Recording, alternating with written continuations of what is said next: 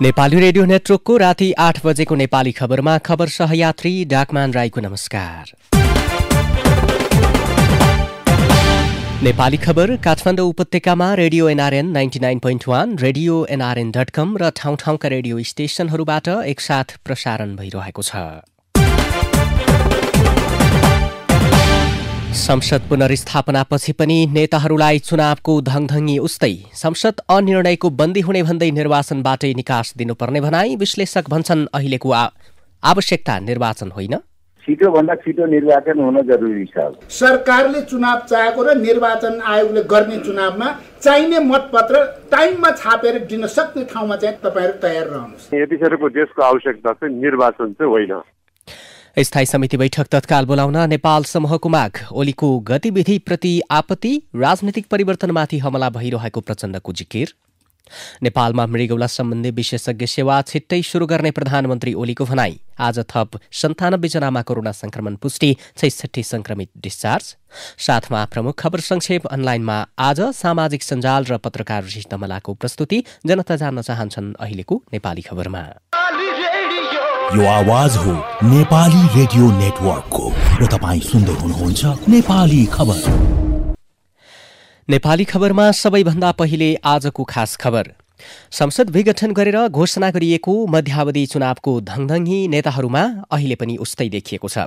विशेष गरी दोस्रो तहका नेताहरूले विभिन्न सार्वजनिक कार्यक्रममा निर्वाचनको पक्षमा अभिव्यक्ति दिँदै आएका छन्। जुनसुकै बेला फेरि निर्वाचनको मिति घोषणा हुन सक्ने र अब निर्वाचनको विकल्प नभएको नेताहरूको भनाइ छ। संसद विघटन गर्ने प्रधानमन्त्री केपी शर्मा ओलीको कदम सर्वोच्च अदालतले असंवैधानिक ठहर गर्दै प्रतिनिधि सभा पुनर्स्थापना गरेपछि 2वटा बैठक समेत सम्पन्न भइसकेका छन्। तर बैठकमा कुनै पनि महत्वपूर्ण विषयमा छलफल र निर्णय हुन नसकेको तर्फ संकेत गर्दै नेताहरूले निर्वाचनबाटै यसको निकास निकाल्नुपर्ने भन्दै आएका छन्। हुन पनि संसद पुनर्स्थापनापछिको 23 फागुनमा बसेको पहिलो बैठक नै सरकारले विवादित संवैधानिक परिषद सम्बन्धी विधेयक पेश गर्न खोजेपछि असामान्य बन्यो।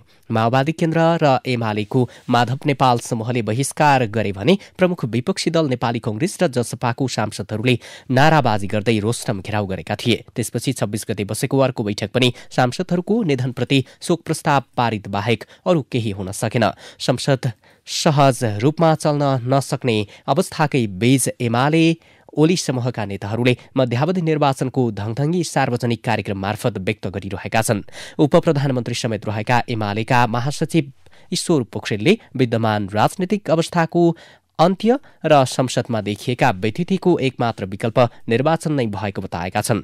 आज वीरगञ्जमा आयोजित कार्यक्रममा उनले प्रतिनिधि सभामा दलहरू बीच समन्वय भई प्रक्रिया सामान्य ढंगले अगाडि नबढे ताजा जनादेशमै जानुपर्नेमा जोड़ दिएका छन्। त्यसैगरी शिक्षा मन्त्री समेत रहेका एमालेका अर्का नेता कृष्ण गोपाल श्रेष्ठले पनि निर्वाचन नै अबको निकास रहेको बताएका छन्।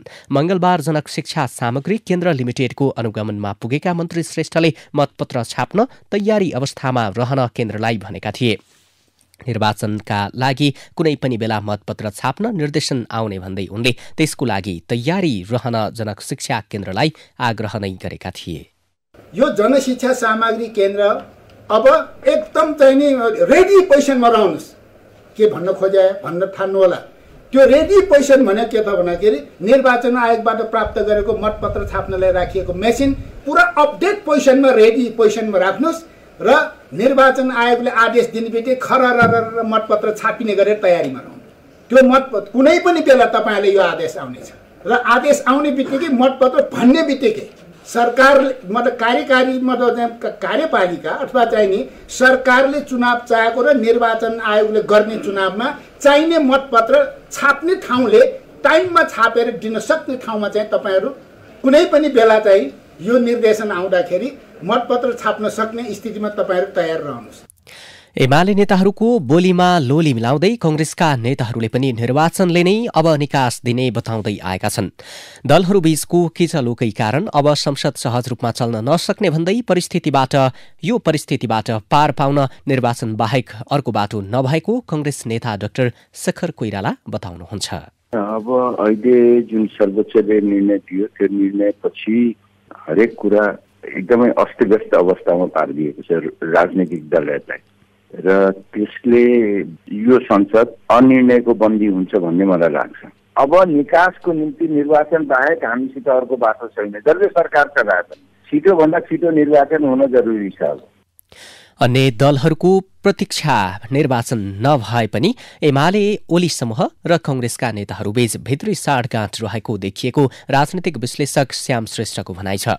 सहज रूपमा सरकार बन्ने अवस्था भए पनि सरकार गठन हुन नसक्ने स्थिति सृजना गरेर प्रधानमन्त्री ओलीले देशलाई फेरि निर्वाचनतिरै धकेल्न सक्ने श्रेष्ठको विश्लेषण छ। अब यिनीहरूको भित्री साँठगाँठ चाहिँ निर्वाचनको लागि भइदिएको जस्तो देखिन्छ। खास गरी कंग्रेस र अहिलेको एमाले नेतृत्वको मतलब केपी ओलीको बाँकीको प्रत्यक्ष निर्वाचन होइन। अब अहिले यिनीहरूले साँच्चै नै भन्ने हो भने केपी ओलीलाई दण्डित गर्ने हो भनेदेखि अविश्वासको प्रस्तावमा जानुपर्ने हो। कंग्रेस अविश्वासको प्रस्तावमा गएको भएदेखि बाँकी सबैले साथ दिने स्थिति पनि थियो, तर कंग्रेस किन गएन? त्यो नगएको मतलब चाहिँ एकदम सर्टेन मतलब छ। त्यो मतलब भनेको कंग्रेसले निर्वाचन चाहेको छ र त्यो निर्वाचन चाहिँ केपी ओलीले घोषणा गरिदिनेवाला छ। बेहोरा पुर्याएर मतलब के हो भने पटक पटक सरकार गठन गर्न प्रयत्न गर्ने, सरकार गठन नहुने स्थिति पार्ने, त्यस पछाडि निर्वाचन घोषणा गर्ने, त्यो नाटक मञ्चन हुन लाग्दैछ जस्तो देखिन्छ। नयाँ सरकार बन्न सक्ने अहिलेको अवस्था भए पनि कंग्रेसको चाहना पनि निर्वाचन नै हुँदा त्यो सफल हुन नसक्ने विश्लेषक श्रेष्ठको आकलन छ। देशको आवश्यकता निर्वाचन नभए पनि कंग्रेस र एमाले ओली पक्ष निर्वाचनकै आन्तरिक तयारीमा रहेका श्रेष्ठ बताउनुहुन्छ। यतिखेरको देशको आवश्यकता चाहिँ निर्वाचन चाहिँ होइन। सरकार त बनिहाल्छ नि, तिनवटा पार्टी मिलेपछि सरकार त जसरी पनि बनिहाल्छ नि। 2 वर्ष मजाले सरकार चल्ने र त्यो सरकार पनि झन्डै 2/3 वरपरकै सरकार चल्ने त्यो स्थिति त थियो। त्यो स्थिति हुँदै निर्वाचन किन चाहियो? निर्वाचन त निहित स्वार्थको लागि चाहिए हो। त्यस कारणले अहिले देशको लागि आवश्यकता निर्वाचन थिएन, तर अहिले यिनीहरू चाहिँ तयारी चाहिँ निर्वाचनको गर्दैछन्। सर्वोच्चले सत्तारूढ नेकपाको एकतालाई भङ्ग गरेर एमाले र माओवादी केन्द्रलाई पूर्ववत अवस्थामा फर्काएपछि संसद अनिर्णयको बन्दी हुने भन्दै चिन्ता व्यक्त हुन थालेको हो भने यसको निकास निर्वाचन नै हो भन्ने विषय पनि उठ्न थालेको हो। नेपाली खबरमा अब आज दिनभरका प्रमुख खबर संक्षेप, साथमा खबर सहयात्री गोमा परियार। प्रधानमन्त्री केपी शर्मा ओली र जनता समाजवादी पार्टीका शीर्ष नेताहरू बीचको भेटवार्ता सकिएको छ। वार्ता सकेर केही बेर अघि जसपाका नेताहरू बालुवाटारबाट बाहिरिएका छन्। माओवादीले वर्तमान सरकारलाई दिएको समर्थन फिर्ता लिने सम्भावनासँगै प्रधानमन्त्री ओलीले जसपाको समर्थन खोजिरहेका छन्। त्यही सिलसिलामा पार्टीका प्रमुख 5 नेताहरूसँग उहाँले छलफल गर्नुभएको हो। प्रधानमन्त्रीसँग जसपाको वार्ता सकारात्मक रहेको प्रधानमन्त्रीका प्रेस सल्लाहकार सूर्य थापाले बताउनु भएको छ। उहाँले भन्नुभयो, आजको वार्ता सकारात्मक रह्यो, भोलि पनि कार्यदल स्तरमा वार्तालाई निरन्तरता दिने कुराकानी भएको छ। नेकपा एमालेका वरिष्ठ नेता माधव कुमार नेपाल, अझरनाथ खनाल पक्षीय स्थायी समिति सदस्यहरूले तत्काल पार्टीको स्थायी समितिको बैठक तत्काल बोलाउन माग गरेका छन्। आज काठमाडौँको बानेश्वर स्थित अर्याल होटलमा बसेको नेपाल खनाल पक्षीय स्थायी समितिको बैठकले तत्काल स्थायी समिति बैठक बोलाउन माग गरेको उपाध्यक्ष भीम रावलले जानकारी दिनुभएको छ। उहाँले अहिलेको परिस्थितिबारे छलफल गर्न केन्द्रीय समिति बैठक नै बस्नुपर्ने भए पनि तत्कालका लागि स्थायी समिति बैठक बोलाउन आग्रह गरिएको बताउनुभयो। यस्तै सर्वोच्च अदालतले एमाले पुनः गरेपछि वरिष्ठ नेता खनाल र माधव कुमार नेपाल समूहको पूर्ववर्ती गुट सक्रिय भएको छ। झलनाथ माधवको समूह रणनीति बनाउन हिजो छलफलमा जुटेको थियो। हिजो केन्द्रीय सदस्यहरूसँग छलफल गरेका उनीहरूले आज स्थायी कमिटिसँग पुनः सघन छलफल गरेका हुन्। सो समूहले पार्टी अध्यक्ष तथा प्रधानमन्त्री केपी शर्मा ओलीको गतिविधिप्रति पनि आपत्ति जनाएको छ। माओवादी केन्द्रका अध्यक्ष तथा पूर्व प्रधानमन्त्री पुष्पकमल दाहाल प्रचण्डले राजनीतिक परिवर्तनमाथि हमला भइरहेको बताउनु भएको छ। आज नयाँ नमुना स्वास्थ्यकर्मी संघ नेपालको राष्ट्रिय भेलालाई सम्बोधन गर्दै उहाँले भन्नुभयो, ठूला ठूला षड्यन्त्र भइराखेका छन्, त्यसकारण सजग भएर फेरि आफ्नै खुट्टामा उभिनुपर्ने अवस्था भएको उहाँको भनाइ छ। विगतमा विभिन्न राजनीतिक पार्टीसँग सहकारी गर्दा धरातल कमजोर भएको पनि उहाँको भनाइ छ। दैलेख र बागलुङमा सवारी दुर्घटना हुँदा 3 जनाको मृत्यु भएको छ भने 21 जना घाइते भएका छन्। कर्णाली राजमार्ग अन्तर्गत दैलेखको 820 नगरपालिका 1 को स्यालाकोटमा बस दुर्घटना हुँदा 2 जनाको मृत्यु भएको छ। दुर्घटनामा 16 जना घाइते भएका छन्। आज मिनी बस अनियन्त्रित भई सडकबाट करिब 100 मिटर तल खसेर दुर्घटना भएको जिल्ला प्रहरी कार्यालय दैलेखका प्रहरी नायब उपरीक्षक अनुप श्रेष्ठले जानकारी दिनुभयो। बसमा सवार 18 जना मध्ये 1 जनाको घटनास्थलमै र अर्का 1 जनाको अस्पतालमा उपचारको क्रममा मृत्यु भएको हो।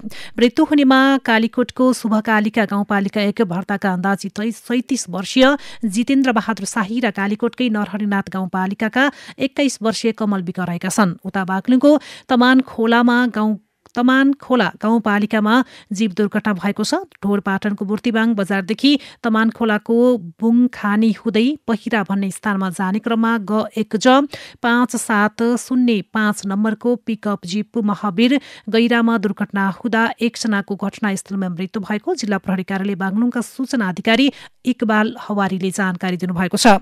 मृतकको पहिचान हुन सकेको छैन। दुर्घटनामा 5 जना गम्भीर घाइते भएका छन्। घाइतेहरूलाई हेलिकप्टर मार्फत उपचारका लागि पोखरा लगिएको छ। प्रधानमन्त्री केपी शर्मा ओलीले नेपालमा मृगौला सम्बन्धी विशेषज्ञ सेवा छिट्टै सुरु हुने बताउनु भएको छ। 2 पटक मृगौला प्रत्यारोपण गर्नुभएका प्रधानमन्त्री ओलीले विश्व मृगौला दिवसका अवसरमा चेतनामूलक प्रभातफेरी कार्यक्रमलाई सम्बोधन गर्दै छिट्टै त्यस्तो सेवा केन्द्र स्थापना गर्न सरकार लागि परेको बताउनु भएको छ।